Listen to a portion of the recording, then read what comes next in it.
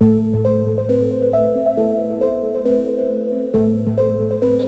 रहे हैं आरसीएम माध्यम अभियान के माध्यम से। तो आप भी वृक्षारोपण करिए और देश को और अपना समाज को बचाइए। Thank you. जय आरसीएम। जय आरसीएम। जय आरसीएम। जय आरसीएम। जय आरसीएम। বন্ধু আমরা আজকে অমরপুরে আরসিএম টিম, তো আমাদের সাথে আগরতলা থেকে প্রণজিৎ স্যার এবং বিকাশ ঘোষ স্যার এসেছেন আমাদের সহযোগিতা করার জন্য। তো যেহেতু একটা বিশ্ব পরিবেশ দিবসের একটা মুহূর্তে আছি, তো আমরা সেই হিসাবে আমরা সবাই এখানে যারা যারা সবাইকে দেখতে পাচ্ছেন আমরা সবাই আরসিএম বিজনেসের সাথে যুক্ত। তো আরসিএম বিজনেসের প্রচার অভিযানের অঙ্গ হিসাবে আরসিএম শুধুমাত্র টাকা অর্থ উপার্জনের সাথে কাজ করে না, আরসিএম কিছু সামাজিক দায়বদ্ধতাও আছে আরসিএম বিজনেসে।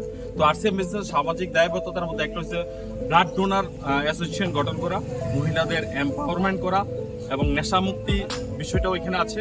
এবং পাশাপাশি আছে বৃক্ষ বৃদ্ধি অভিযান। জানেন আমাদের বিশ্ব উষ্ণায়নের মাধ্যমে আমাদের একটা ক্ষতির মুখে আছে। তো একটাতে একটা বাঁচার একটা রাস্তা হলো মানে বেশিরভাগ মানে অতিরিক্ত মানে মাস ভাবে বৃক্ষরোপণ করা। তো আমরা সেই সাথে আজকে আমরা আরসিএম বিজনেস একটা সেমিনার করেছি। সেমিনার করার পরবর্তীতে আমরা আজকে সবাই মিলে আমাদের প্রত্যেকজন যারা যারা আরসিএম ডিস্ট্রিবিউটর সবাই একটি গাছ আমরা পরিবেশের সুরক্ষার জন্য আজকে আমরা বৃক্ষরোপণ করব।